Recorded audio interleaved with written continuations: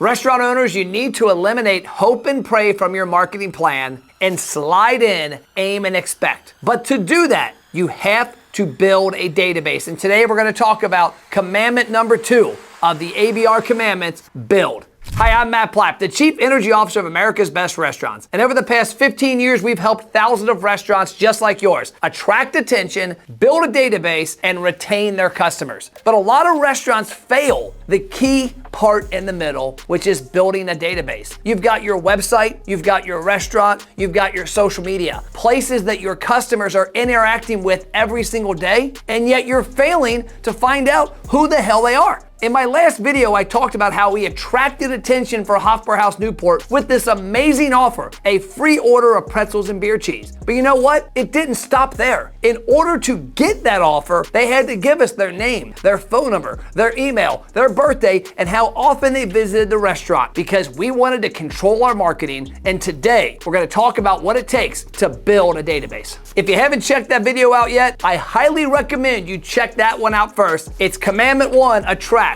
But today, we dig into build. Let's go. In order to eliminate hope and pray, we have to know who we're talking to. You don't want to hope that Matt Plapp had a great meal and pray he comes back the next time. You want to aim your marketing at that customer and make sure they come back. But you can only do that if you have their data. But you might be asking, Matt, what information do I need and how do I get it? Well, the data you want to have is number 1, their name. You don't want to walk by a customer in your restaurant and say, hey, you, or your emails should also be personal. The next thing you want to have is their email address. Email is free, it's easy, and guess what? Everybody still uses it. Next is their phone number. The cell phone number is a very intrusive way to market. And if you give them the right offer and you frame it correctly, they'll easily give you their phone number. And then the last 2 pieces of data, their birthday and their visit frequency. Why their visit frequency? What does that mean? I want you to have a question you ask in the collection process that says, Matt, how often do you come to our restaurant? And 3 choices. I've never been before, they're a new customer. I come all the time, they're a frequent customer. I haven't been in a while, they are a lost customer. Because the messaging needs to be unique to them. A brand new customer needs a big hug. Hey, we can't wait to introduce you to what's happening, and they might need more information. What is your menu? Where's the restaurant at? What are your hours? On the other hand, a frequent customer knows all that shit. They just need a big fist bump and say, bro, thank you for your loyalty. Walk in our restaurant with this promotion. And last but not least, the lost customer. They probably left your restaurant due to a change in habit. Their traffic changed. You haven't gotten their attention. This is a customer that you want to talk to like a frequent customer, but maybe you want to add a little fun to it. We've missed you, a little broken heart emoji. So it's very important for you to know who your customers are so you can market to them.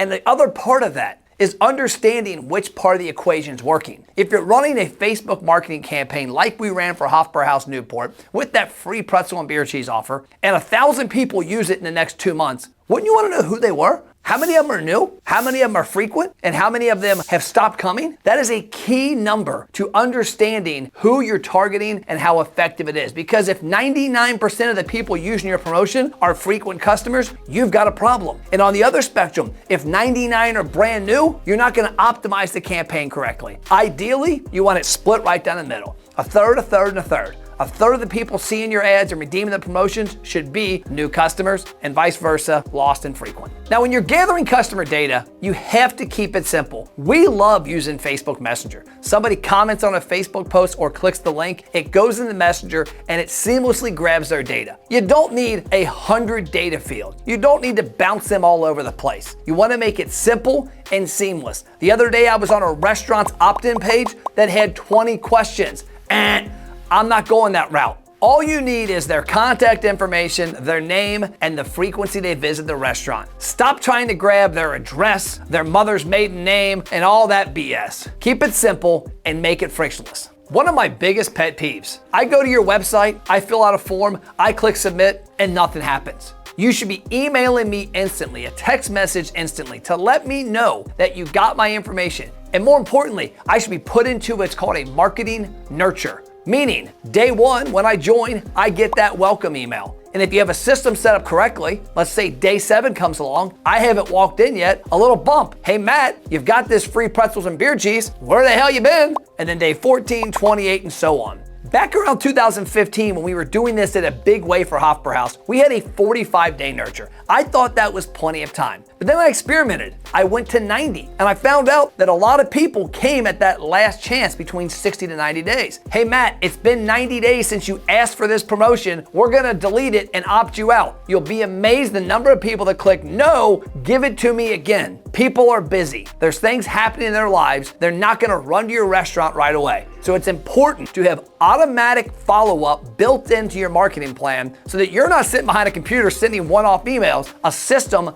like our driver acquisition program sends them for you. So now you've ran a highly impactful Facebook ad and you've built a customer list. But what's next? What's next is measuring what you're doing. It makes no sense to run marketing campaigns and not know if the customers converted. Not only is it important to measure how much it costs you to gain customer data, whether they spent money for the first time at your restaurant or they spent more money than normal. You have to understand the financial impact that your ads make. The other day I was looking at a restaurant up in Chicago, Wooden Paddle. Their driver acquisition program had a $300 Facebook ad spend. It got 250 people's information and about $6,000 in sales. From that $6K in sales, we could go down the line and find it was about $1,200 in incremental profit. So what does that tell me? Number one, the acquisition program's working. But number two, we now have funded future marketing. We're no longer spending money and have an expense. We're investing and getting money back. Now here's a bonus tip. Not only can you run ads to acquire data, you can also do it in your restaurant and on your website. Did you know that 73% of the customers whose data you capture inside your restaurant will come back for a future visit? It's the most important customer you have. Have a contest. Have a QR code up that says scan this to win $500 cash, and then do that. Give away $500 cash every month. But you've got to train your employees to create excitement in the four walls. And everybody that walks in, you should be asking a question to gain their information. And your website is crazy important too. A lot of restaurants' websites only gather data when a customer orders food. Ask yourself, how many times have you went to a restaurant's website and not ordered? A lot. You look at the menu, you look at the catering, you look at their event space. Have a pop-up on your website that makes it front and center.